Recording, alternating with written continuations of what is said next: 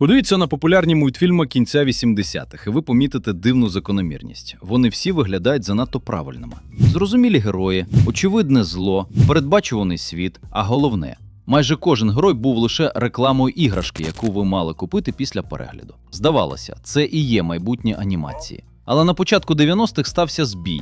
З'явилося покоління авторів, які просто не хотіли грати за цими правилами. Вони не намагалися змінити дитяче телебачення, вони воювали самою думкою про те, що мультфільм має бути стерильним і передбачуваним. Саме завдяки цьому бунту ми отримали шоу Рена та Стімпі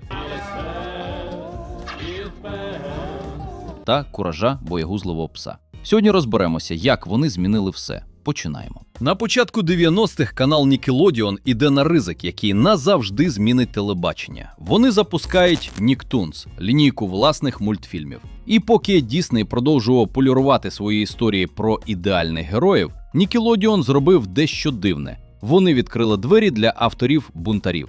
Їм не потрібні були вивірені стандарти, їм були потрібні ідеї, які лякали і водночас притягували своєю незвичністю. Перший злом. Створювач шоу Джон Крісфалусі, він виріс на старій американській анімації 40-х-50-х років, де персонажі були гіпертрофованими, живими та повністю позбавленими правил фізики. Його надихав Боб Клемпет, автор класичних мультфільмів Warner Brothers, де емоції буквально ламали форму персонажів. І на цьому фоні Джон бачить сучасну анімацію 80-х, і вона здається йому занадто чистою, занадто контрольованою, занадто правильною. Тому він робить протилежне. У Рен і Стімпі обличчя розтягуються до абсурду. Емоції стають фізичними. Крупні плани викликають дискомфорт. Це не спроба бути брутально смішним. Це спроба повернути анімації відчуття живості, навіть якщо вона виглядає неприємно. І це працює, бо глядач вперше бачить мультфільм, який не намагається йому сподобатися. Але якщо Крісфалусі ламав форму та красу, то наступний крок виявився ще дивнішим. Ідея кидок виглядає як жарт, але в її основі лежить дуже проста конструкція. Дві істоти, протилежності за своєю природою, і вони змушені жити в одному тілі. Створювач шоу Пітер Геннан пізніше пояснював, що його цікавив сам принцип неможливого співіснування. Не дружба, не конфлікт як сюжет, а ситуація, з якої неможливо вийти. У ранніх версіях проект навіть розглядався як більш абсурдний «Кет-Дог-Мен», але від цієї ідеї відмовилося. І саме це рішення зробило концепцію сильнішою. Тому що у підсумку вийшов не просто дивний персонаж, а жива модель конфлікту. Кожна серія – це не нова проблема, це одна й та сама проблема, яка ніколи не зникає. І саме в цьому полягала революція Пітера Геннана. У той час, як індустрія десятиліттями експлуатувала формулу «хижак проти жертви», Геннан буквально зшив їх воєдино. Він показав, що анімація може не просто розважати погонями та конфліктами, а бути метафорою внутрішньої суперечності, зрозумілої навіть дитині. Без цієї сміливості прийняти абсурд як єдину реальність, ми навряд чи отримали б ту складну й багатошарову анімацію, яку дивимося сьогодні. Це був історичний зсув. Вперше за десятиліття індустрія почала змінюватися не за наказом згори, а зсередини, через ідеї художників, які не боялися бути дивними.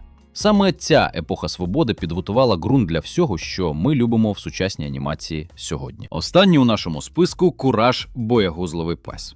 Його творець Джон Ділворт прийшов у велику індустрію не з корпоративних кабінетів, а з незалежної фестивальної анімації.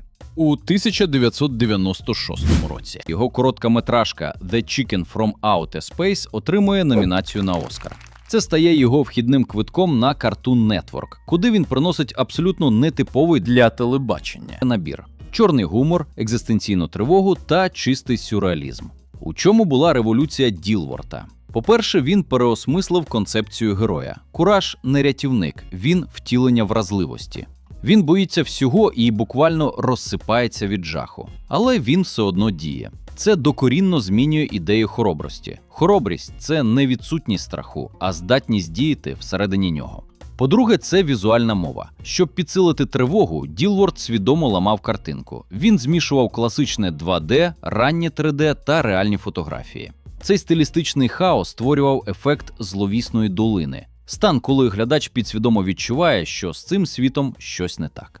Нас занурюють у пустелю ніде, де найстрашніше не монстри, а те, що правила світу ніколи не пояснюються. Серіал не намагається заспокоїти глядача. Навпаки, він транслює постійне відчуття невідомості, тривоги, дивакуватості.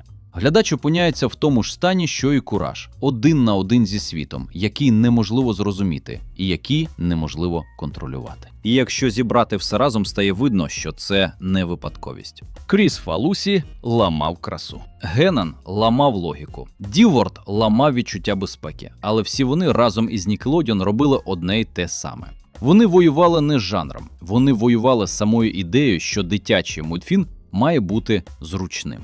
І тому сьогодні можна забути десятки ідеальних шоу 80-х, але все ще пам'ятати Так, капітане. боягузливого пса, двох тварин в одному тілі та психотичну чихуахуа. Бо ідеальне швидко старіє, а дивне залишається.